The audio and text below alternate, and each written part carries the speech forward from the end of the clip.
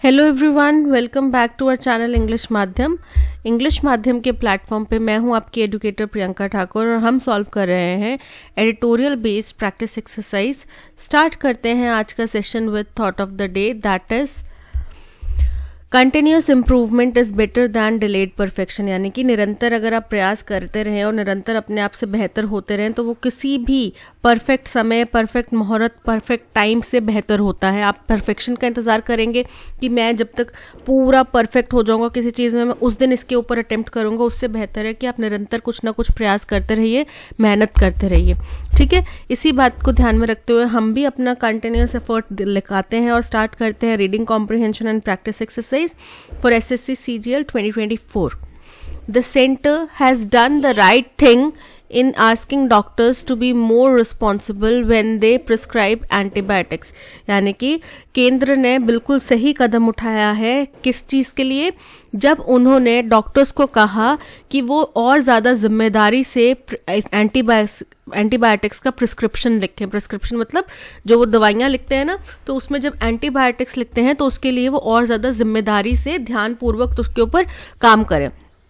The Union Health Ministry has asked physicians to write down the exact reasons for advising patients to use these medicines.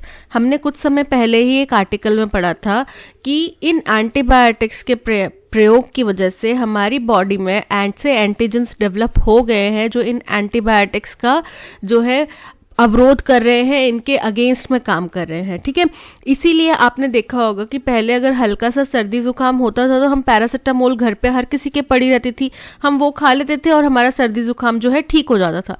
लेकिन अब आप paracetamol खाते हैं, आपको उस दवाई का ऐसा लगता है कि वो तो बस ऊंट के मुंह में जीरे के समान है। ठीक है, उसका तो कोई असर पड़ता नहीं। फिर उसके बाद में आपको किसी ना किसी केमिस्ट के पास जाते हैं, वो एंटीबायोटिक्स देता है, साथ में कोई मेडिसिन देता है, थोड़ी हैवी डोज देता है। ठीक है, तो नॉर्मल घर में 500 mg की पैरासीटामोल पहले पड़ी रहती थी, लेकिन अब उनसे इफेक्ट पड़ नहीं रहा। क्यों? क्योंकि एंटीबायोटिक्स के प्रयोग से हमारे बॉडी के अंदर एंटीजेंस डेवलप हो रहे हैं जो इन एंटीबायोटिक्स का और दूसरी मेडिसिन का जो है अवरोध कर रहे हैं।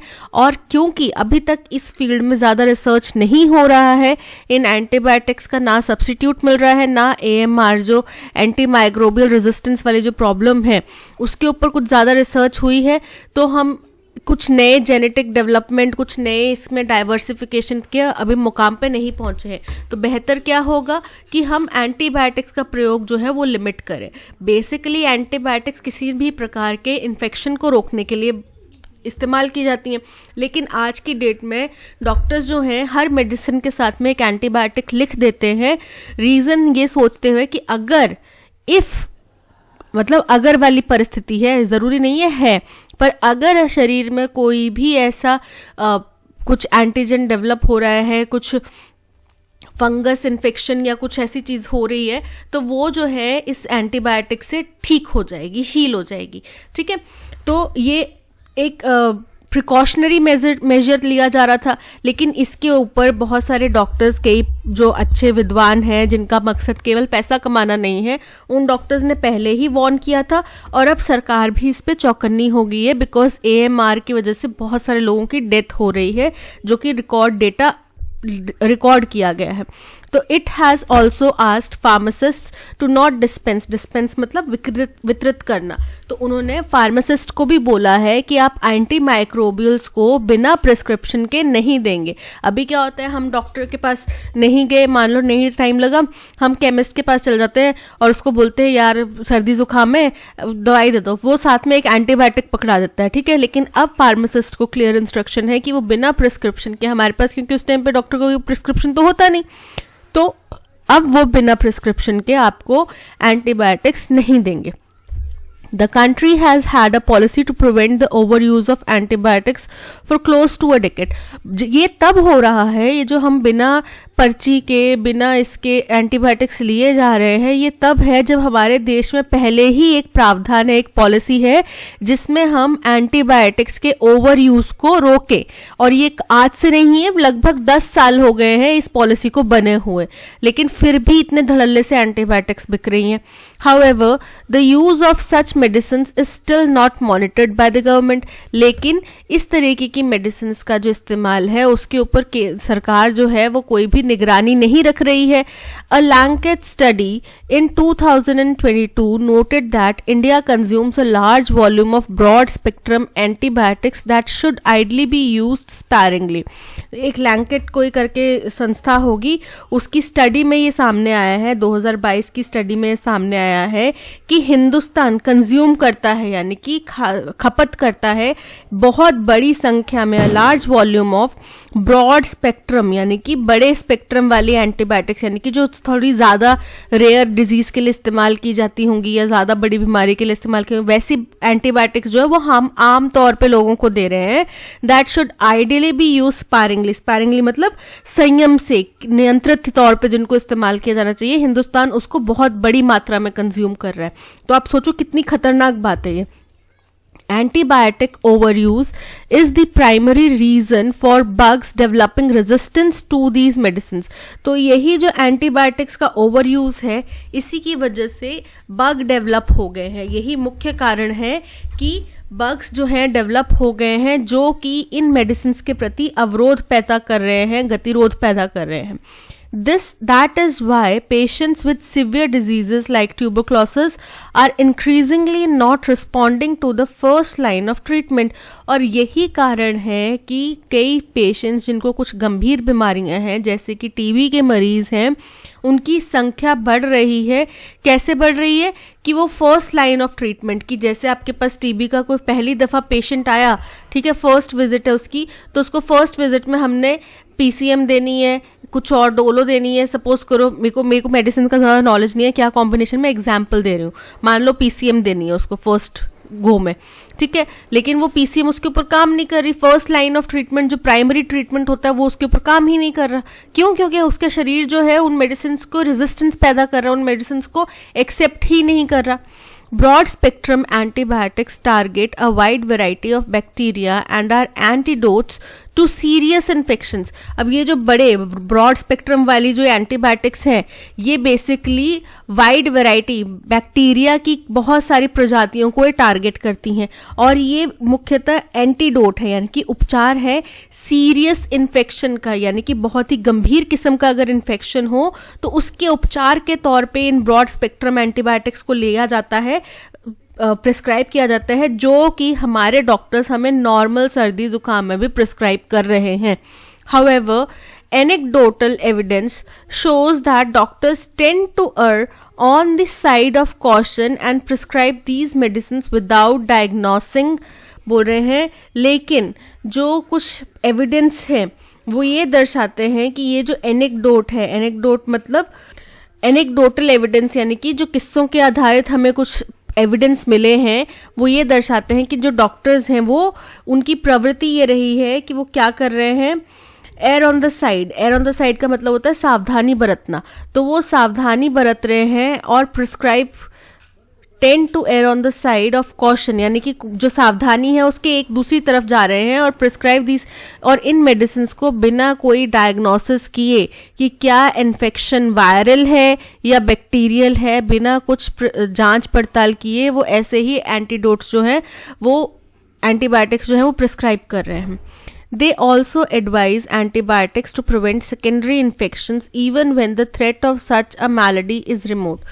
बोल रहे हैं ये एंटीबायोटिक्स जो है वो सेकेंडरी इन्फेक्शन, यानी कि जो दूसरी प्रजाति का फर्स्ट इन्फेक्शन हुआ, सेकेंडरी टाइप ऑफ इन्फेक्शन है, उसको क्योर करने के लिए भी एडवाइस करते हैं, जो कि इस तरीके की जो बीमारी है, मैलेडी मतलब बीमारी, रोग जो है वो बहुत रिमोट यानी कि दूरस्थ, बहुत ही रेयर केस में होता है, तब ये एंटीबायोटिक्स दिए जाते हैं। वो उनको पहले हाथ ही उनको फर्स्ट गो में ही एंटीबायोटिक्स जो है प्रेफर कर रहे हैं।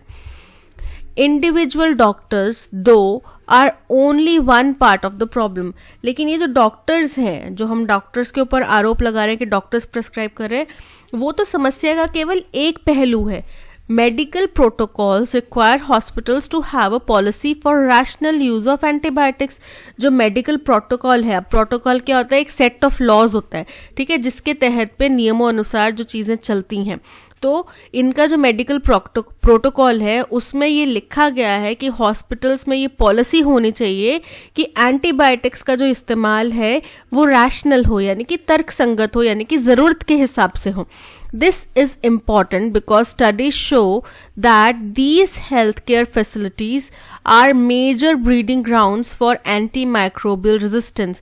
ये महत्वपूर्ण इसलिए है क्योंकि स्टडीज़ में ये पाया गया है कि यही हॉस्पिटल्स जो हैं, हेल्थ केयर फैसिलिटीज़ जो हैं, यही ये मुख्य जगह है, ब्रीडिंग ग्राउंड है, यानी कि प्रजनन की जगह है। किस चीज़ की? एंटी माइक्रोबियल रेजिस्टेंस की। एंटी माइक्रोबियल रेजिस्टेंस क्या है? जो एंटीबायोटिक्स के ओवर यूज से हमारे शरीर के अंदर ऐसा बैक्टीरिया, वायरस जो भी जनरेट हो रहा है जो कि इन दवाइयों को रोक रहा है उनका असर दिखाने से, ठीक है। तो ऐसे हॉस्पिटल्स में जो भर्ती हैं पेशेंट, वहाँ पे जो मेडिसिन चल रही हैं, ट्रीटमेंट ले रहे हैं जो पेशेंट्स, उन्हीं के अंदर AMR की समस्या जो है जनरेट हो रही है। But only a few big hospitals follow this mandate. लेकिन कुछ ही बड़े अस्पताल हैं जो इस प्रोसीजर को फॉलो करते हैं, जो उनका प्रोटोकॉल है उसको फॉलो करते हैं। अब आप जाते हैं चेकअप कराने तो आप बड़े बड़े हॉस्पिटल्स में भी जाते हैं, गवर्नमेंट हॉस्पिटल्स में भी जाते हैं, तो वो भी तो एंटीबायोटिक देते ही हैं, है ना। तो ऐसा नहीं है कि हर कोई डॉक्टर जो है वो अवेयर नहीं है, अवेयरनेस है, बट वो दे रहे हैं बिकॉज हमारे शरीर एक्सेप्ट नहीं कर रहे हैं। बट ये एक दिन में नहीं हुआ, ये कई समय लंबा प्रोसेस चला, लंबे समय से हम लोग इस तरीके से जी रहे हैं, खा पी रहे हैं। अभी बच्चे भी बीमार होते तो उनको अमॉक्सिसिलिन तो पहले हाथ दी जाती है। अमॉक्सिसिलिन एक किस्म की एंटीबायोटिक है, ठीक है, लेकिन उसके बिना बच्चों को वो दवाई का ट्रीटमेंट जो है वो ठीक ही नहीं होता। उसको वो रिकमेंड ही करते हैं। सर्दी जुकाम में अगर आपने नॉर्मल PCM दी है और आप डॉक्टर को बोलेंगे कि भाई मैंने PCM तो 3 दिन दे दी पर वो ठीक नहीं हो रहा, वो पहले हाथ ही बोल देंगे तो PCM देने से थोड़ी कुछ होएगा, आपको एंटीबायोटिक भी साथ में देनी पड़ेगी। बच्चों के अंदर छोटे छोटे बच्चे जो पैदा हो रहे हैं उनको भी एंटीबायोटिक्स दिए जा रहे हैं। तो फिर इसमें जो प्रोटोकॉल्स हैं वो उनको सही अनुरूप से पालन नहीं किया जा रहा, सही अनुपात से पालन नहीं किया जा रहा। A recent study by the National Center for Disease Control revealed that 3 out of 4 patients who went to a tertiary care center were prescribed an antibiotic। एक national centre for disease control है, उसकी एक latest study सामने आई है, उसमें पता लगाया है कि हर 4 में से 3 पेशेंट्स जो भी किसी टर्शरी यानी कि तीसरे दर्जे के care centre, health care centre में जाते हैं, उनको एंटीबायोटिक्स प्रिस्क्राइब किए जाते हैं, often to prevent an infection rather than to cure it. और ये अक्सर किसी भी इन्फेक्शन से बचने के लिए किया जाता है, रादर दैन, बजाय कि किसी इन्फेक्शन से निजात पाने के लिए, उसको क्योर करने के लिए, उसको ठीक करने के लिए। The study conducted between November 2021 and April 2022 under the National Program of Antimicrobial Containment, बोल रहे हैं एक जो स्टडी कंडक्ट की गई नवंबर 2021 से अप्रैल 2022 तक, national programme of antibiotic microbial containment, इसमें पाया गया found only a 10 percentage point difference in antibiotic use between intensive care units that have the sickest patients and the other wards।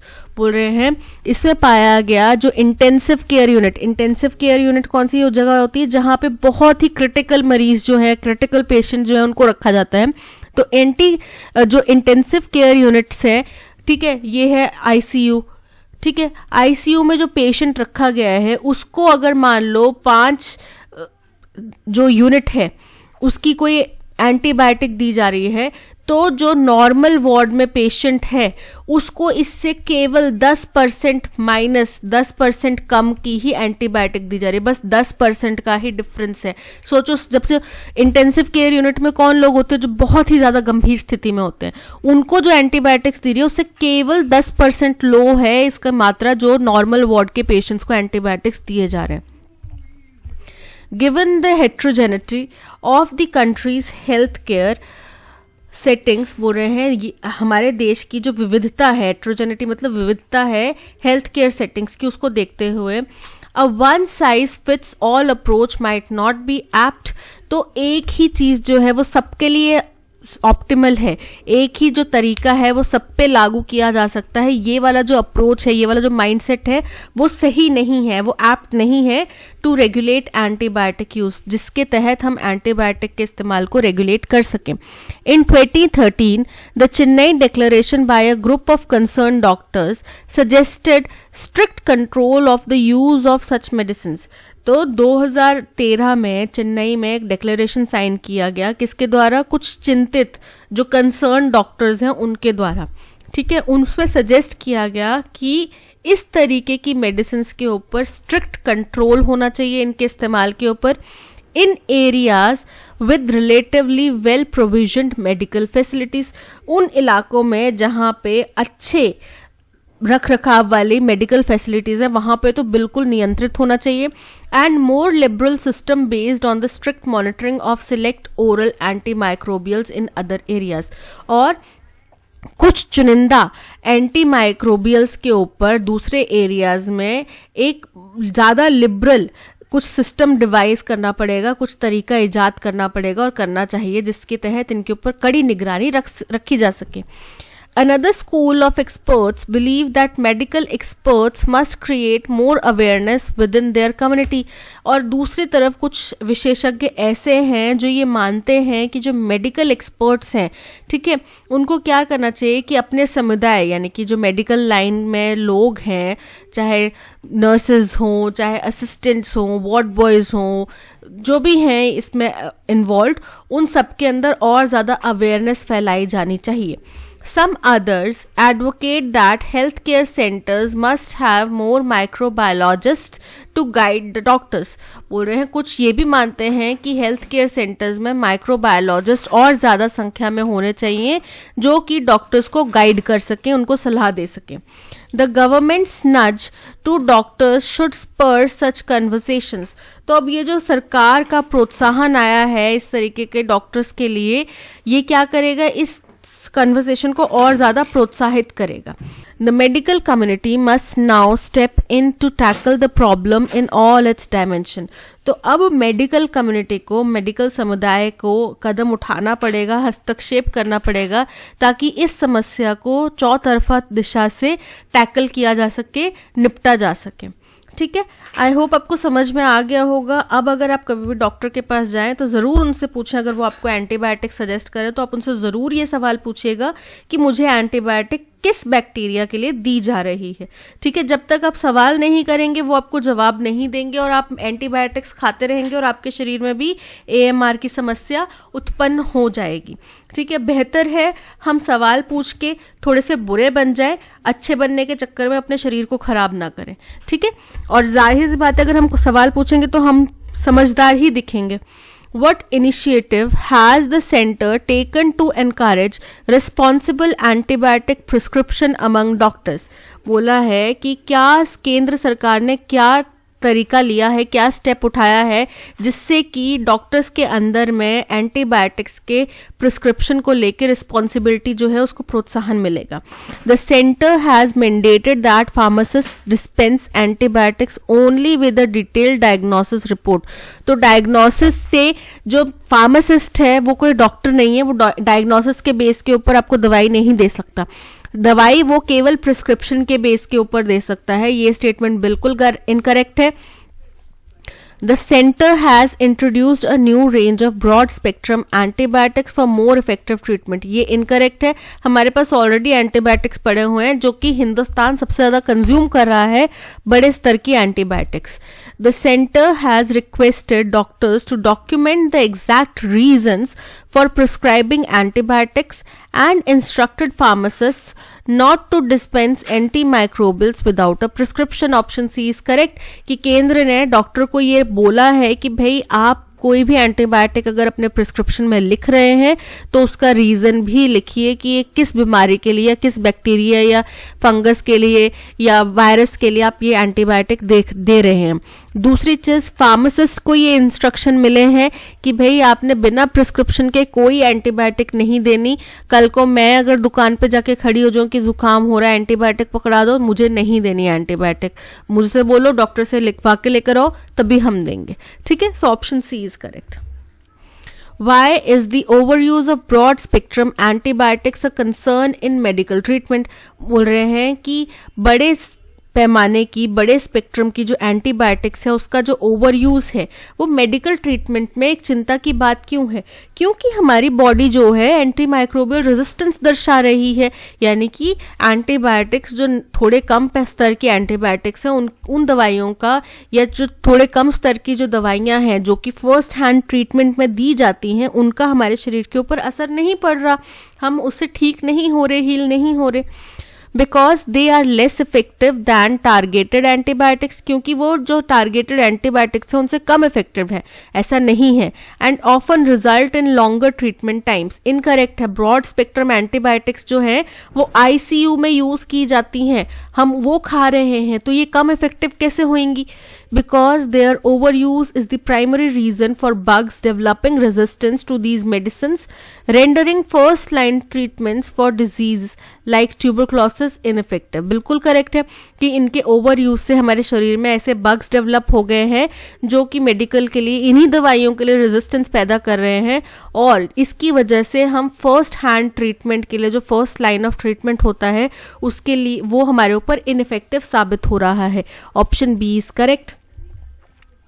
What is the tone of the passage? Optimistic है tone of the passage? Optimistic नहीं है, indifferent नहीं है, encouraging नहीं है, क्या है? Critical है। क्रिटिकल क्यों है?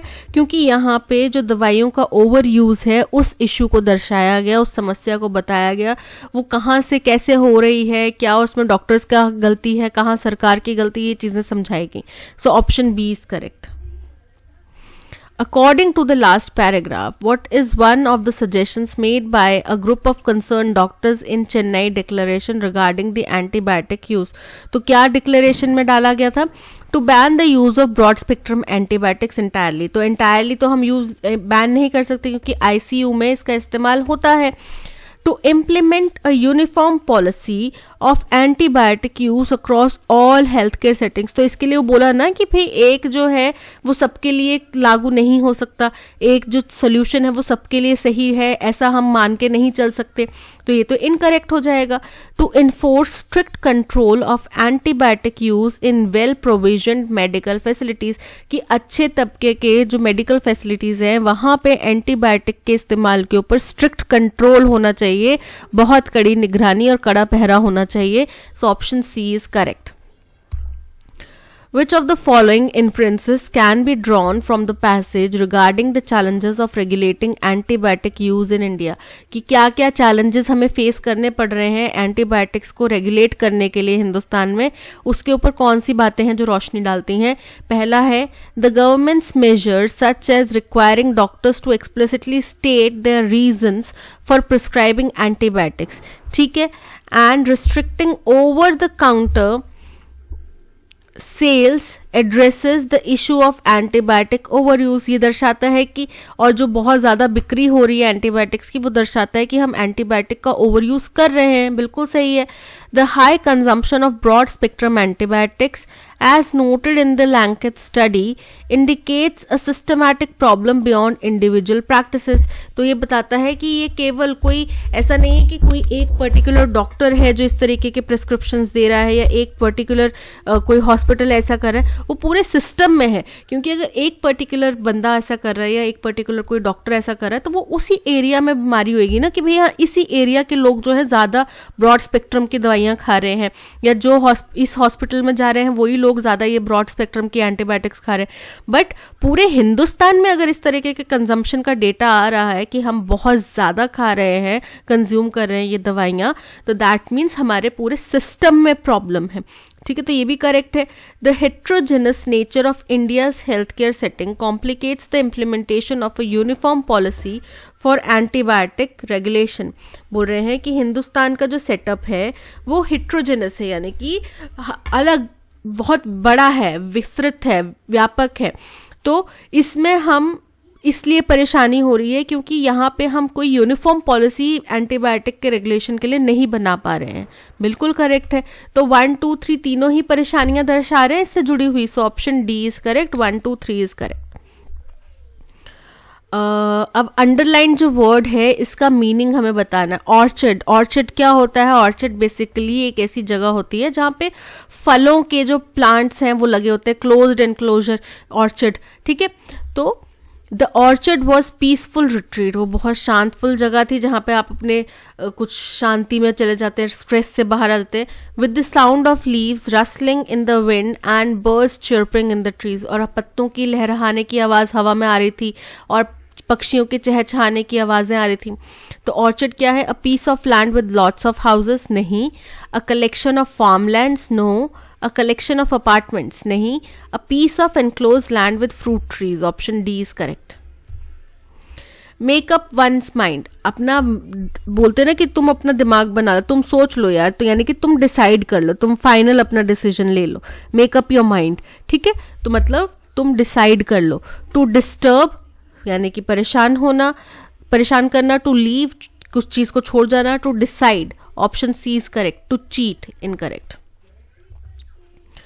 I like my puppies, Mac and Matt, but I like Matt best.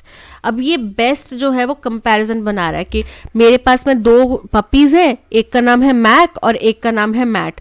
मैं दोनों से बहुत प्यार करता हूँ, मुझे दोनों पसंद है, लेकिन मुझे मैट जो है वो ज्यादा पसंद है। तो यहाँ पे ज्यादा पसंद है मतलब कंपैरेटिव डिग्री है। तो कंपैरेटिव डिग्री में क्या आएगा? बेस्ट से बेटर। तो I like my puppies Mac and Matt but I like Matt better, मुझे ज्यादा पसंद है। Option A is correct. Best superlative degree आ जाएगा। मच, लाइकनेस आप बता रहे हैं, मच और मोस्ट का इस्तेमाल यहाँ पे नहीं होगा। बेस्ट है तो बेस्ट का ज्यादा कंपैरेटिव डिग्री में क्या हो जाएगा? Better. Option A is correct. As the actors gathered backstage, जैसे ही एक्टर्स जो हैं बैक स्टेज इकट्ठे हुए, द डायरेक्टर शाउटेड, डायरेक्टर जोर से चिल्लाया, ब्रेक अ लेग एवरीवन, ऐसे चिल्लाया। मतलब ब्रेक अ लेग एवरीवन मतलब अपनी टांग मत तोड़ लो, ये नहीं बोल रहा वो उनको गुड लक विश कर रहा है कि ऑल द बेस्ट सब लोगों को। Before they took the stage for their opening night performance, इससे पहले कि वो स्टेज पर जाते अपनी ओपनिंग नाइट परफॉर्मेंस के लिए, तो डायरेक्टर जोर से चिल्लाया ब्रेक अ लेग एवरीवन, यानी कि वो उनको गुड लक विश कर रहा था। To get a good night sleep, कि जाओ और सो जाओ, स्टेज पे जाके सो जाओ, नहीं, इनकरेक्ट है। To wish someone good luck, option B is correct. To take a risk, no. To keep a secret, no. He was a liberal who believed that men were inherently superior to women in every aspect of life. Liberal कौन होते हैं? Liberal basically वो लोग होते हैं जो नए विचारों के लिए खुले होते हैं, नई सोच के लिए ओपन होते हैं, जो थोड़ा मॉडर्नाइज अपने आप को बताते हैं कि भाई हम वो स्टीरियोटाइप्स में बिलीव नहीं करते कि औरतें किचन में होएंगी या औरतें घूंघट लेंगी, वो होते हैं लिबरल्स। तो वो लिबरल था, लेकिन वो ये मानता था who believed that men were inherently superior, जो ये मानता था कि आदमी जो है वो औरतों से सुपीरियर है। तो जाहिर सी बात है ऐसा व्यक्ति लिबरल तो नहीं होगा। अगर कोई एक को दूसरे से सुपीरियर मान रहा है, जो कि हमारी ट्रेडिशनल थिंकिंग है, तो वो कैसा होगा व्यक्ति? कंजर्वेटिव, कंजर्वेटिव मतलब रूढ़िवादी। टॉलरेंट मतलब जो कुछ सहन कर सकता है। रिपब्लिकन बेसिकली गणराज्यवादी, ठीक है। और फिलेंथ्रोपिस्ट यानी कि जो लोगों का भला करने की पर्पस से कुछ चीजें करता है, ठीक है, वेलफेयर के लिए। तो यहाँ पे option A conservative is correct. I enjoy learn languages because I like them. अब जब एंजॉय यूज किया जा रहा है वर्ब, तो इसके साथ में जो वर्ब है वो जेरेंट फॉर्म में, यानी कि वर्ब प्लस आईएनजी फॉर्म में आएगा, ठीक है। आई एंजॉय टू लर्निंग नहीं होगा, I enjoy learning languages because I like them, option C is correct.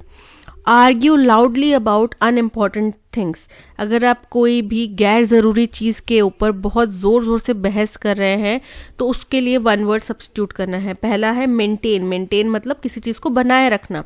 Disagree मतलब मतभेद होना। अग्री मतलब सहमत होना। स्क्वैगल मतलब झगड़ा करना, तकरार करना। So option D is correct. Hostile, hostile मतलब अनफ्रेंडली, ठीक है, तो अनफ्रेंडली का हमें एंटोनिम बताना। हॉस्पिटेबल, हॉस्पिटेबल मतलब बहुत ही मेहमान नवाज, मेहमान नवाज कौन होगा? जो व्यक्ति फ्रेंडली होगा। बिटर, बहुत ही कड़वा। नास्टी, नास्टी मतलब घिनौना सा। एग्रेसिव, आक्रामक। सो यहाँ पे option A hospitable is correct. Do the Sharma's visit the Kapoors? Question है कि क्या शर्मा जो है वो कपूर्स के घर जाते हैं? तो इसको हमने पैसिव वॉइस में कन्वर्ट करना है। आर द कपूर्स, क्योंकि कपूर्स लिखा हुआ आ रहा है तो मतलब उनकी पूरी फैमिली की बात की जा रही है। Are the Kapoors visited by the Sharmas? Are the Kapoors been visited? Been नहीं आएगा। Are the Kapoors visit by the Sharmas? Being visited नहीं आएगा। Are the Kapoors visited by the Sharmas? Option D is correct. New York rolled out the red carpet for the astronauts. Rolled out the red carpet का मतलब होता है कि उनका भव्य स्वागत करना, उनको बहुत वेलकम करना, बहुत ही खुली बाहों से उनका स्वागत करना, ठीक है। तो न्यूयॉर्क ने क्या किया? खुली बाहों से उन एस्ट्रोनॉट्स का स्वागत किया, बहुत ही भव्य उनका स्वागत किया। टू यूज योर पोजीशन और influence unfairly to get what you want? नहीं, अपने पद और प्रतिष्ठा का गलत इस्तेमाल करना ताकि आप जो चाहते हैं वो आपको मिल जाए, इनकरेक्ट है। To make an unsatisfactory situation as pleasant as possible, एक कुछ अनप्लेजेंट सिचुएशन है उसको जितना हो सके उतना सुगम बना पाना, तो इनकरेक्ट है। To happen very soon afterwards, कुछ चीज बहुत जल्दीबाजी में हो जाए। To welcome someone as very important person और guest, option D is correct. अब रेड कारपेट किसके लिए? सेलिब्रिटीज के लिए बिछता है, आपके लिए तो नहीं बिछा रेड कारपेट, मेरे लिए तो नहीं बिछा, सेलिब्रिटीज के लिए बिछता है। तो सेलिब्रिटीज क्या है? वो बताना चाह रहे कि भाई ये बहुत इंपॉर्टेंट है, आपके देश के 4 चांद लगा रखे हैं इन लोगों ने और ये लोग इतने महत्वपूर्ण है कि इनके लिए एक स्पेशल कालीन बिछाया जाएगा जिसको रेड कारपेट बोला जाता है। So option D is correct. अब 1 और 2 जो स्टेटमेंट है वो फर्स्ट और लास्ट स्टेटमेंट है, ठीक है। इस बीच में हमें ABCD को रीअरेंज करना है। India continues to be world's fastest growing major economy, की हिंदुस्तान अभी भी दुनिया की सबसे तेजी से उभरने वाली बड़ी इकोनॉमी बना हुआ है। with its GDP expanding by 13.5% in April-June quarter। जब हमारे अप्रैल और जून के क्वार्टर में, अप्रैल से जून के क्वार्टर में जो GDP है वो 13.5% से बढ़ रही थी, thanks to increased consumption and resurgence of domestic demand. और ये पूरा श्रेय किसको जाता है? कि हमारी डोमेस्टिक डिमांड जो है वो बढ़ी है, कंजम्पशन बढ़ी है, उसके लिए, ठीक है। Although the Russia-Ukraine war has caused supply chain disruptions over the past 6 months, हालांकि रशिया यूक्रेन वॉर ने पिछले 6 महीने में सप्लाई चेन में डिस्ट्रप्शंस लाए हैं, रोकथाम लाई है। Indian economy was expected to grow at a higher rate in view of last year's low base। तो हिंदुस्तान की इकोनॉमी से एक्सपेक्ट भी किया जा रहा था कि वो इससे ज़्यादा तेज़ी से, इससे ज़्यादा ऊंचे दर से बढ़ेगी पिछले साल के लो बेस के कंपैरिजन में। The April-June period this year was least impacted by the COVID pandemic। जो इस साल का अप्रैल से जून का टाइम पीरियड था वो कोविड से सबसे कम प्रभावित टाइम पीरियड था। In stark contrast to corresponding quarter of 2021, जो कि पिछले 2021 के सेम क्वार्टर के बिल्कुल विपरीत था। यानी कि अगर 2021 के अप्रैल जून क्वार्टर की अगर बात करें तो उसमें बिल्कुल विपरीत था। When the delta wave had ragged havoc across the country, जब डेल्टा वेव ने पूरी देश में तहलका मचा रखा था, तबाही मचा रखी थी। However, the sobering fact is that this growth rate is lower than the RBI's estimate of 16.2%।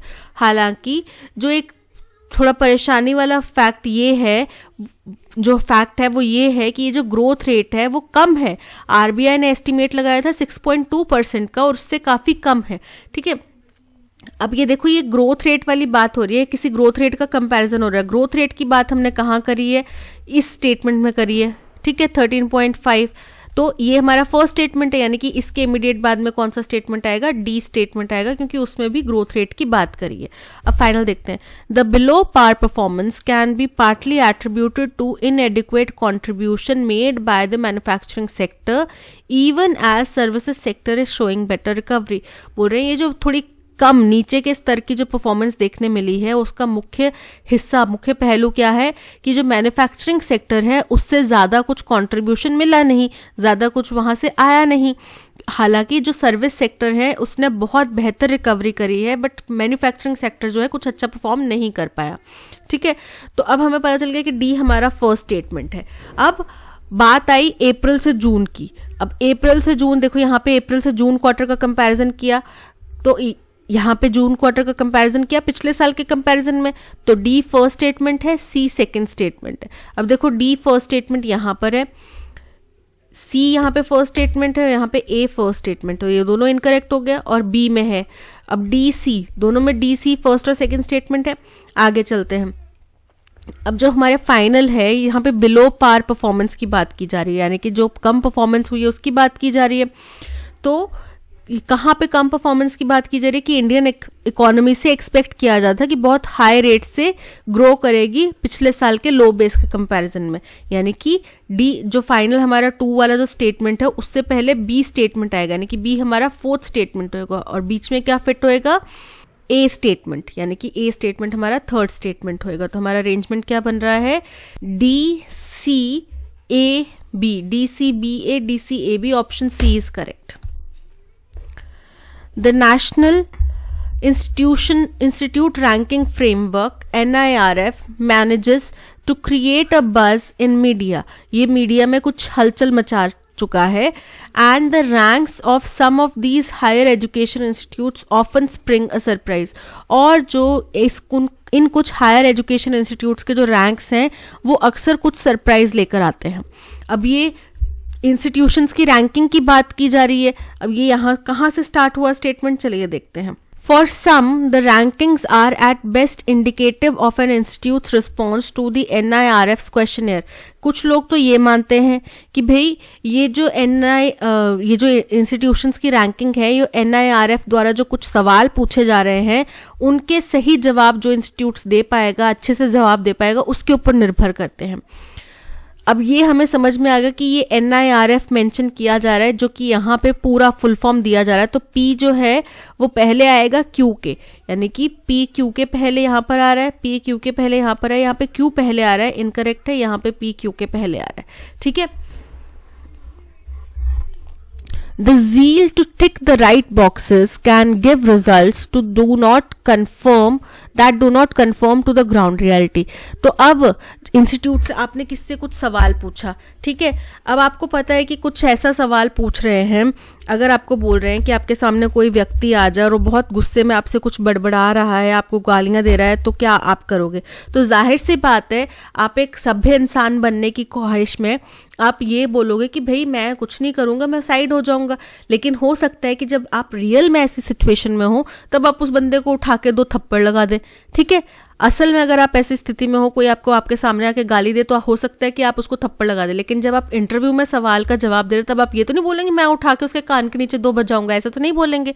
आप यही बोलेंगे कि भाई मैं उसको समझाने की कोशिश करूंगा कि आप गालियां मत दो और फिर मैं साइड हो जाऊंगा वहां से। तो ये क्या है, आपकी इच्छा है, आपकी ख्वाहिश है कि आप सारे अपने पर्सनैलिटी के बारे में लोगों को राइट बॉक्स टिक करवाएं।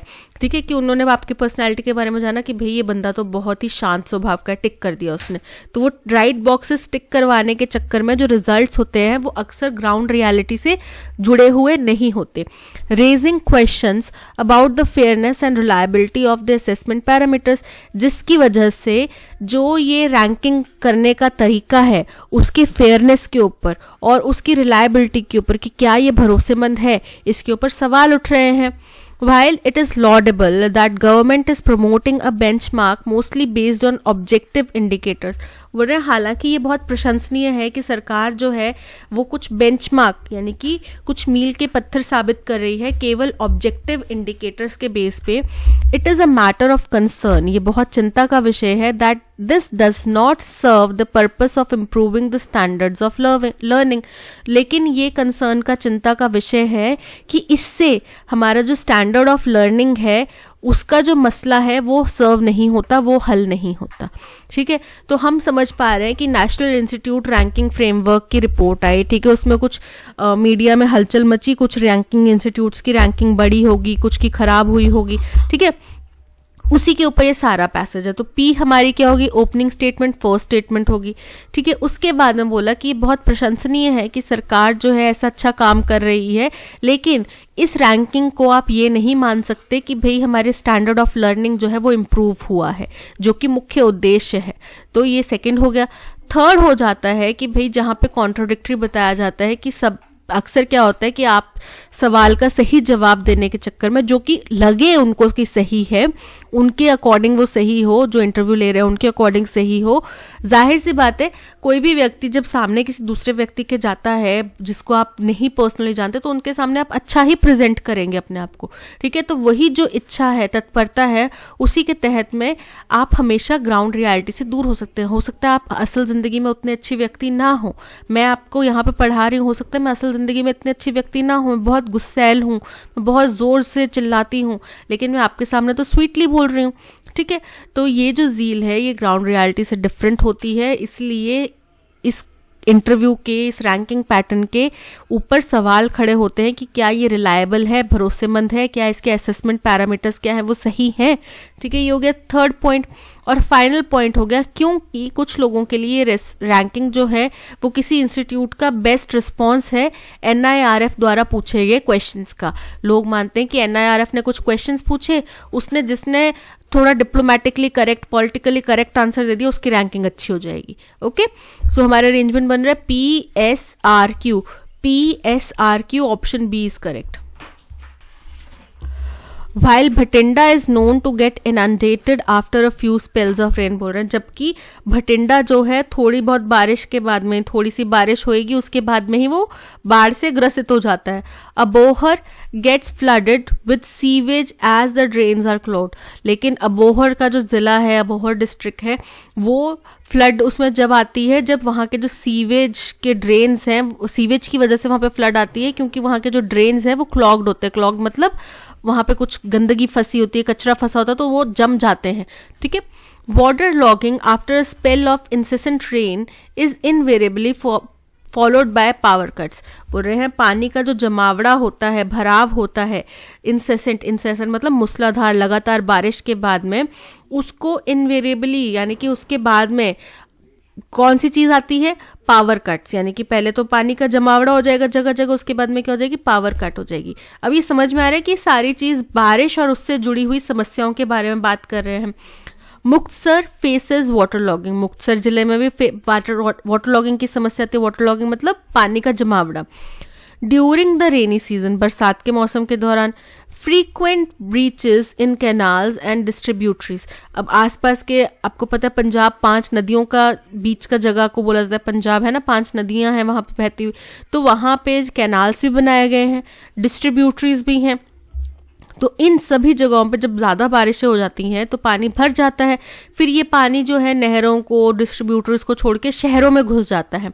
Into which most drains flows, जिसमें ज़्यादातर जो ड्रेन्स हैं वो बहते हैं। Also lead to accumulation of water in the area. इन डिस्ट्रीब्यूटरीज और कैनाल्स में जो ब्रीच होता है उसकी वजह से भी, ब्रीच मतलब बीच में से टूट जाना या बीच में उसमें ज़्यादा भर जाना, तो इसकी वजह से भी जो वाटर है वो इन एरियाज में इकट्ठा हो जाता है। The need for constant upgrade of urban infrastructure and extension of its coverage, बोल रहे हैं जो ज़रूरत है constantly urban infrastructure, urban areas में इंफ्रास्ट्रक्चर डेवलपमेंट को अपग्रेड करने का, और इसका छोटे टाउन्स और सिटीज़ तक जो कवरेज पहुंच रहा है, एक्सटेंशन पहुंच रहा है, is borne out by the accumulation of rain water in Punjab's Malwa region. तो ये किसके द्वारा वहन किया जाता है, ये सारी जो ज़रूरत है हमारी डेवलपमेंट की, इसका असर किसको झेलना पड़ता है, पंजाब के मालवा रीजन में जो पानी का जमावड़ा हो रहा है जगह जगह पे, और सबसे जुड़े हुए श्री गंगानगर जो कि राजस्थान में पड़ता है, इन इलाकों में जहाँ पे पानी भर जा रहा है बरसात के दौरान में, और गंगानगर में, श्री गंगानगर में क्या करना पड़ा, आर्मी बुलानी पड़ी, where the army had to be called in to drain off rain water. अब पानी के, बारिश के पानी को बाहर निकालने के लिए सेना बुलानी पड़ी। Cities in Malwa have long grappled with the problem. तो मालवा रीजन के जो शहर हैं वो बहुत लंबे समय से इस समस्या से जूझ रहे हैं। अब हमें समझ में आ गया कि बेसिकली जो ये जिम्मेदारी है किसकी है, अर्बन इंफ्रास्ट्रक्चर डेवलपमेंट की, और जो शहरीकरण हो रहा है, विकास हो रहा है उसकी, और बेसिकली जो समस्या है वो पंजाब के मालवा इलाके में देखी जा रही है। ठीक है, तो ये फर्स्ट हो गया स्टेटमेंट। अब वही पंजाब के मालवा इलाके की जगहें बताई, पहले भटिंडा का जिक्र करा, फिर मुक्तसर का जिक्र करा, फिर वाटर लॉगिंग के बाद में होने वाले पावर कट्स का जिक्र करा। तो सबसे पहले वाइल भटिंडा की बात की जा रही है। ठीक है, तो पहला होगा पी स्टेटमेंट, यानी कि सेकंड स्टेटमेंट होगा पी, थर्ड स्टेटमेंट होगा आर, जहां पे मुक्तसर की बात की जा रही है, और फिर फाइनल बोला गया कि पहले तो बारिश भर जाती है, पानी भर जाता है, फिर वहां पे क्या हो जाता है, पावर कट हो जाता है। तो ये हो गया फोर्थ स्टेटमेंट। तो हमारा अरेंजमेंट क्या बन रहा है, S P R Q, SPRQ, option D is correct. Certain sectors, particularly the ones connecting metros, could see surge pricing in a bid to make up for the COVID-induced losses. बोल रहे कुछ areas, खास तौर पे वो जो metros को connect करते हैं, वहाँ पे सर्ज, उछाल देखा जा रहा है प्राइसिंग में, क्योंकि यहाँ पे होड़ मची हुई है कि कोविड की वजह से जो लॉसेस हुए, नुकसान हुए, उनकी भरपाई की जा सके। द फुल इम्पैक्ट, पूरा जो प्रभाव है, पॉजिटिव हो, नेगेटिव हो या मिक्स्ड हो, is set to play out during the upcoming festival season. ये देखने मिलेगा हमें कब, जब आने वाले फेस्टिवल सीजन में पता चलेगा कि इसका प्रभाव क्या होगा। अब किस चीज की बात की जा रही है, सर्टेन सेक्टर्स, यहाँ पे क्लैरिटी नहीं है। ठीक है, किस चीज की बात करें तो पी हमारा फर्स्ट स्टेटमेंट नहीं होगा, सो पी को एलिमिनेट कर दो, यानी कि ऑप्शंस के अकॉर्डिंग हमारा स्टेटमेंट फर्स्ट बन रहा है क्यू। चलिए देखते हैं।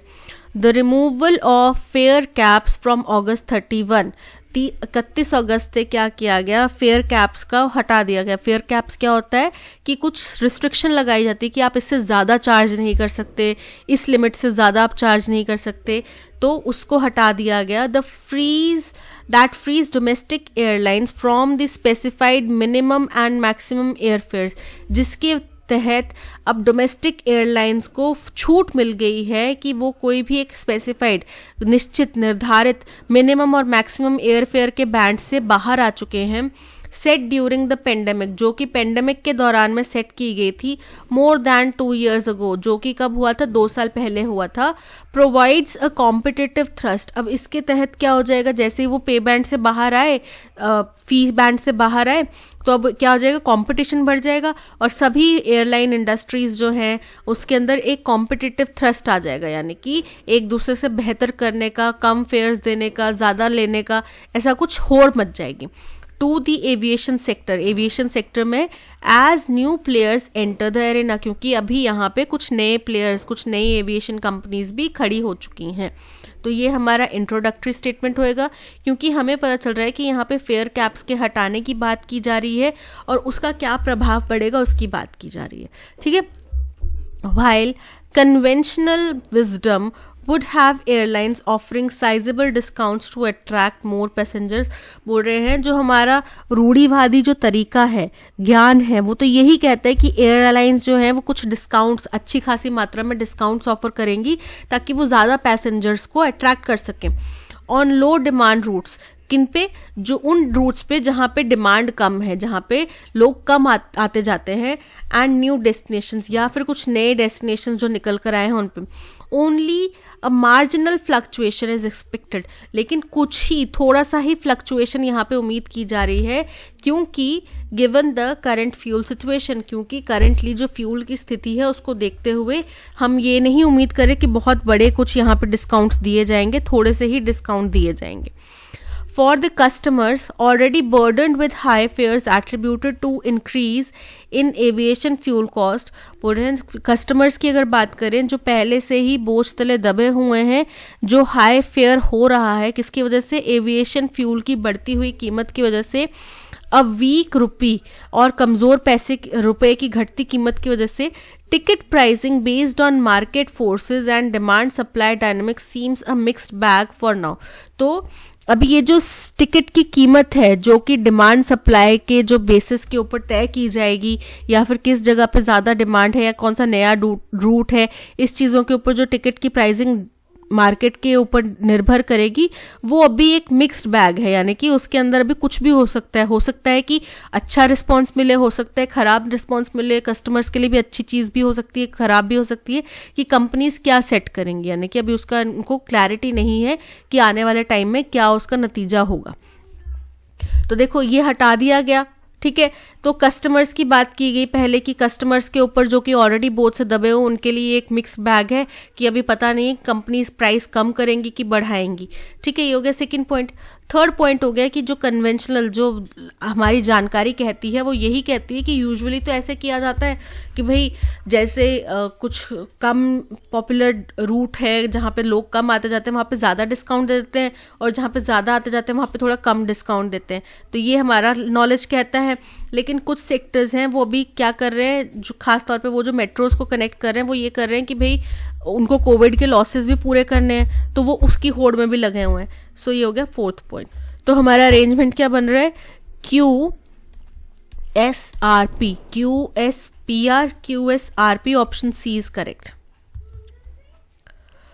Highlighting the role of forest in enabling citizens to enjoy their right to live in a pollution-free environment। बोल रहे हैं क्या करता है, ये हाईलाइट करता है फॉरेस्ट के रोल को कि फॉरेस्ट कितने महत्वपूर्ण है, जिसके तहत सिटीजन्स, नागरिक जो हैं वो एक आज़ाद पॉल्यूशन फ्री एनवायरनमेंट में सांस ले सकते हैं। सुप्रीम कोर्ट ने कहा, the supreme court ruled on Thursday को ये कहा that a state government could not permit non forest activities without the centres prior approval. कि कोई भी स्टेट गवर्नमेंट जो है वो केंद्र सरकार की मंजूरी के बिना कोई भी नॉन फॉरेस्ट एक्टिविटी को अप्रूवल नहीं दे सकती, कर नहीं सकती, on plots that were declared forest land under the forest conservation act. खास तौर पे उन एरियाज पे जिनको फॉरेस्ट लैंड डिक्लेयर किया गया है फॉरेस्ट कंजर्वेशन एक्ट के तहत। The same day the ministry of environment and forest told the Rajya Sabha, और उसी दिन पे मिनिस्ट्री ऑफ एनवायरनमेंट और फॉरेस्ट ने राज्यसभा में बताया दैट गुजरात गवर्नमेंट की, गुजरात सरकार ने in accordance with legal provision, कुछ लीगल प्रावधानों के तहत had regularised 11 encroachments made by industries and institutions on forest land। इन्होंने क्या किया, नियमित किया 11 encroachments को। encroachment क्या होता है, अतिक्रमण, ठीक है। तो 11 encroachment किए गए थे इंडस्ट्रीज और इंस्टीट्यूशन द्वारा कुछ फॉरेस्ट लैंड के ऊपर, उनको उन्होंने नियमित किया। The stark contrast between the apex court's firm stand, बोल रहे हैं जो बहुत विपरीत एक दीक्षा दिखती है कि एपेक्स कोर्ट मतलब सुप्रीम कोर्ट। तो सुप्रीम कोर्ट क्या है, देश की सर्वोच्च अदालत है, तो सर्वोच्च कोर्ट के स्थिर स्टैंड के बीच में and the tendency of governments to work at cross purposes sums up the state of affairs. और जो केंद्र सरकारें या सरकारें हैं जो कि कुछ विविध अलग पर्पस से काम करती हैं, इनके बीच में जो मसला है इसको क्लैरिटी मिलती है क्योंकि दोनों के बीच का जो ओपिनियन है वो बहुत डिफरेंट है। The ministry also stated that it had written to states and UTs to remove encroachments. Ministry ने, कौन सी मिनिस्ट्री ने, ministry of environment and forest की बात की गई थी ना यहाँ पे क्यू स्टेटमेंट में, तो वही मिनिस्ट्री की बात की जा रही है। उसने ये भी कहा कि उन्होंने स्टेट्स और यूनियन टेरिटरीज को पत्र लिखा है कि कोई भी एनक्रोचमेंट है अकॉर्डिंग टू एग्जिस्टिंग लॉ, अभी के नियमों के अनुसार, लॉज के अनुसार उनको हटाया जाए and ensure that no further ones took place on forest land, और ये सुनिश्चित किया जाए कि किसी भी जंगल की भूमि के ऊपर और कोई भी इस तरीके के इंक्रोचमेंट्स ना किए जाएं। अब देखो फर्स्ट स्टेटमेंट हमारा बनता है पी स्टेटमेंट, जहां पे इस पूरे बेसिक मसले का एक बेस बताया गया कि सुप्रीम कोर्ट ने एक फैसला दिया ये बताते हुए कि फॉरेस्ट बहुत इंपॉर्टेंट है और उनको हम इंसान को पोल्यूशन फ्री जीने के लिए ज़रूरी है और यहाँ पे कोई भी इंक्रोचमेंट नहीं होना चाहिए, ठीक है। अब इसी बात का आगे संज्ञान लेते हुए same day ministry of environment ने कुछ बताया, ठीक है, कि 11 जगहों पे इंक्रोचमेंट को नॉर्मलाइज किया गया, ये हो गया सेकेंड, रेगुलराइज किया गया, ये हो गया सेकेंड पॉइंट। थर्ड पॉइंट आता है कि द मिनिस्ट्री, कौन सी मिनिस्ट्री, यही सेम मिनिस्ट्री, तो ये हो गया थर्ड पॉइंट। और फाइनल पॉइंट होता है कि देखो मिनिस्ट्री के काम करने के तरीके में और एपेक्स कोर्ट के काम करने के तरीके में डिफरेंस है, दोनों की समझ में डिफरेंस है, और यही इस पूरे मसले को सम अप कर देता है कि भाई सब लोगों की समझ अपनी अपनी है, तो अपने अपने हिसाब से वो काम कर रहे हैं। तो हमारा अरेंजमेंट क्या बन रहा है, PQSR, PSRQ, PQSR, option D is correct. Spot checks revealed airlines not properly identifying causes of reported defects। तो जो वहाँ पे एक एक पॉइंट पे जाके जो चेक्स किए गए उसमें ये सामने आया कि एयरलाइंस जो हैं वो कारण को प्रॉपरली चेक नहीं कर पा रही हैं, पकड़ नहीं पा रही हैं, जो रिपोर्टेड डिफेक्ट्स, जो डिफेक्ट्स वहाँ पे बताए गए हैं उनको प्रॉपरली चेक नहीं कर पा रही हैं, and not placing qualified engineers at all airports, और सभी एयरपोर्ट्स पे क्वालिफाइड इंजीनियर्स जो हैं मौजूद नहीं होते हैं। The 10-day compliance deadline set by the aviation watchdog sends a strong message to the Indian airlines to fall in line। बोल रहे हैं 10 दिन का एक कंप्लायंस डेडलाइन, कंप्लायंस मतलब नियमों के अनुपालन की एक डेडलाइन दी गई थी एविएशन वॉचडॉग। एविएशन वॉचडॉग क्या है, यानी कि जो एविएशन की कंपनीज के ऊपर निगरानी रखते हैं, ठीक है, उनको नियंत्रित करते हैं, उसके द्वारा एक 10 दिन की कंप्लायंस डेडलाइन दी गई थी। ये एक बहुत ही स्ट्रॉन्ग मैसेज देता है इंडियन एयरलाइंस को, ताकि to fall in line and plug the safety risk, ताकि वो नियमों का पालन करें, नियमों अनुरूप चले और जो भी सेफ्टी रिस्क हैं उनको ठीक करें, जहां पे भी कुछ गलतियां हैं उनको ठीक करें। The order to ramp up security oversight comes after stock taking by the Minister of Civil Aviation। बोल रहे हैं कि ये जो ऑर्डर आया है कि सिक्योरिटी जो भी आप नज़रअंदाज कर रहे हैं, जो भी शॉर्ट कमिंग्स हैं उनको आप स्टॉक अप कीजिए, उनको ठीक कीजिए, ये कब आया है, जब स्टॉक टेकिंग, जब इसका संज्ञान लिया है मिनिस्टर ऑफ सिविल एविएशन ने, and his 1-on-1 meetings with chiefs of carriers, और जब उन्होंने 1-on-1 यानी कि आमने सामने बैठ के मीटिंग्स करी अलग अलग कंपनीज के जो चीफ्स हैं उनके साथ में, where it was emphasized that the safety of passengers was of paramount importance, जहां पे ये सुनिश्चित किया गया कि पैसेंजर्स की जो सेफ्टी है वो हमारे लिए प्रमुख प्राथमिकता है, इम्पोर्टेंस रखती है, and there could be no compromise on it, और इसके ऊपर कोई भी कॉम्प्रोमाइज नहीं किया जा सकता। अब ये कौन से ऑर्डर की बात की जा रही है, जो 10 दिन के कंप्लायंस की बात की गई थी उसी की बात की जा रही है। The slew of instructions issued by the Directorate General of Civil Aviation, जो कुछ इंस्ट्रक्शंस की झड़ी लगी हुई है किसके द्वारा, Directorate General of Civil Aviation द्वारा, फॉलो सरप्राइज इंस्पेक्शन। इसके बाद में क्या हुआ, सरप्राइज इंस्पेक्शंस हुए in the wake of multiple mid air engineering related scares. क्यों हुए, क्योंकि हमें कई ऐसे इंस्टेंस देखने मिले जहां पे बीच हवाई यात्रा के ही कुछ ना कुछ इंजीनियरिंग डिफेक्ट आ गया प्लेन्स के बीच में, इस वजह से ये कार्रवाई हुई। तो सबसे पहला स्टेटमेंट होएगा कि 10 दिन का कंप्लायंस टाइम दिया गया था, ठीक है। अब क्यों दिया गया था, ये क्यों किया गया था, क्योंकि डायरेक्टर जनरल ने कुछ इंस्पेक्शन करे और पाया कि भाई क्यों किए वो इंस्पेक्शन, क्योंकि कुछ घटनाएं ऐसी हुई जहां पे बीच हवाई यात्रा के बीच में ही कुछ इंजीनियरिंग फेलियर्स देखने मिले, ठीक है। इसके बाद में आएगा पी की स्पॉट चेक्स में पता चला कि जो कंपनीज हैं वो कुछ भी गलतियां हैं उनको फाइंड आउट ही नहीं कर पा रही हैं, और उनके पास क्वालिफाइड इंजीनियर्स ही नहीं है एयरपोर्ट पे। और फाइनल आ गया ये जो ऑर्डर है रैंप अप करने का सिक्योरिटी को, वो तब आया जब मिनिस्टर ऑफ सिविल एविएशन ने इसका संज्ञान लिया और 1-on-1 मीटिंग्स करी, और उन्होंने उनको क्लियर कर दिया कि भाई हमारे लिए पैसेंजर की सेफ्टी सबसे ज़्यादा इंपॉर्टेंस रखती है और उसके आगे कुछ भी नहीं है, और उसमें कोई भी कमी बर्दाश्त नहीं की जाएगी, ठीक है। तो ये था हमारा अरेंजमेंट। हमारा अरेंजमेंट बन रहा है QSPR। QSPR option A is correct. 4 years ago, 4 साल पहले बोरिस जॉनसन आपको पता है कौन है, नहीं पता तो मैं बता देती हूँ। बोरिस जॉनसन है जो यूके के प्राइम मिनिस्टर थे ऋषि सुनक से पहले, वो हैं बोरिस जॉनसन। उनके ऊपर एक लॉकडाउन के टाइम पे पार्टी गेट का स्कैम हुआ था। पार्टी गेट मतलब उनने कुछ पार्टी ऑर्गेनाइज करी थी जिसके वो होस्ट थे। हालांकि वो ऐसा कहते हैं कि उन्होंने नहीं ऑर्गेनाइज करी थी, बट उनके बहुत सारे पिक्चर्स वगैरह सामने आए थे। वो भी सीवियर, जब क्रिटिकल लॉकडाउन था, जब लोग मर रहे थे, उस टाइम की बात है ये। तो इसके उनके ऊपर आरोप लगे थे और उस वजह से उनको अपनी पार्टी से पद भी छोड़ना पड़ा था, अपनी पार्टी से भी इस्तीफा देना पड़ा था। तो 4 साल पहले Boris Johnson won an election for the Tories. Tories एक पार्टी का नाम है। टॉरीज के लिए उन्होंने इलेक्शन जीता विद एन 80 सीट मेजोरिटी, और 80 सीटों से जीते वो, जो कि मेजोरिटी थी उस टाइम पे।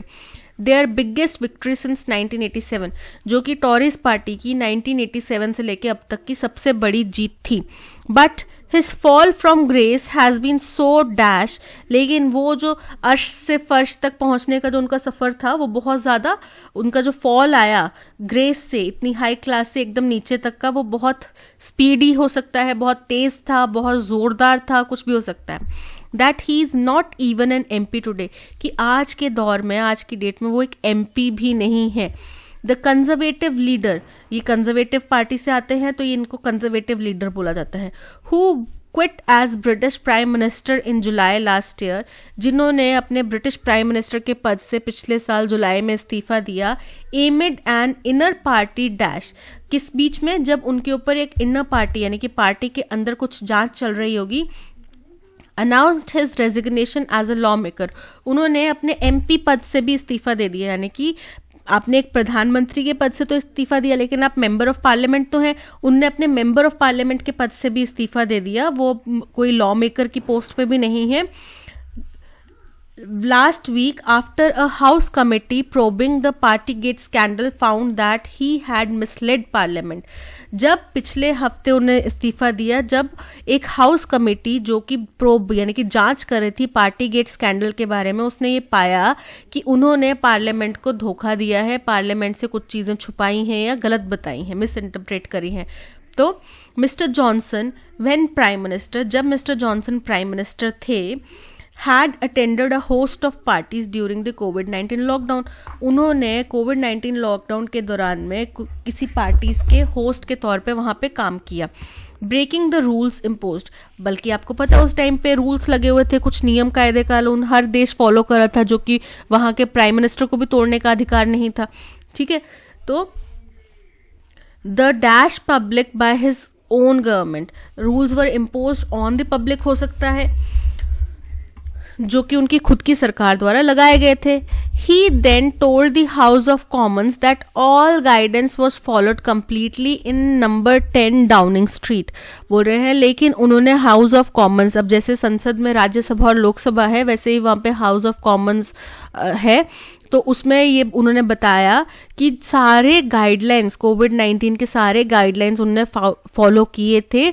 Last year a report by Sue Gray, पिछले साल एक रिपोर्ट दी गई सू ग्रे, जो कि अ सीनियर सिविल सर्वेंट हैं, dash offered details of the social events he had attended during the lockdown, तो उसमें उन सोशल इवेंट्स की डिटेल्स दी गई हैं जो उन्होंने लॉकडाउन के दौरान में अटेंड किए हैं।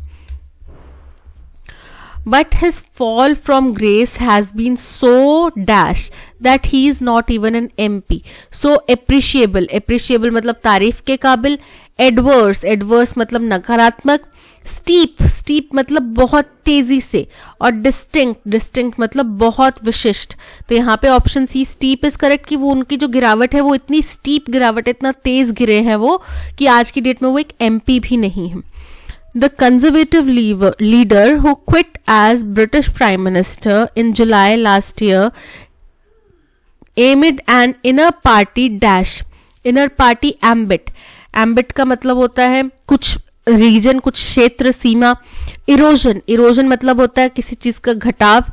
फिलिप, फिलिप का मतलब होता है प्रोत्साहन, और रिवोल्ट मतलब विद्रोह। तो पार्टी के अंदर ही विद्रोह हो गया ना उनका, so option D is correct. Mr. Johnson, when Prime Minister, had attended a host of parties during the COVID-19 lockdown. उन्हें COVID-19 लॉकडाउन के दौरान में कुछ पार्टी का होस्ट बने थे वो। Breaking the rules imposed dash the public, imposed in the public, on the public, to the public या of the public, तो public के ऊपर लगाए गए ना, on the public by his own government. Last year a report by Sue Gray क्या है, एक सिविल सर्वेंट है, डैश ऑफर्ड इवोक मतलब याद दिलाना, आर मतलब जहां पे प्लूरल है तो are offered details, have offered details या हैड, तो एक रिपोर्ट आई है ना, एक है सिंगुलर है तो यहाँ पे क्या आएगा, had offered details of social events he had attended during the lockdown. That's all, आज के सेशन में इतना ही। Thank you so much for watching. अगर कंटेंट पसंद आया हो तो लाइक शेयर और सब्सक्राइब जरूर कीजिएगा। मिलते हैं नेक्स्ट सेशन में। Till then keep learning and keep practising. Bye bye.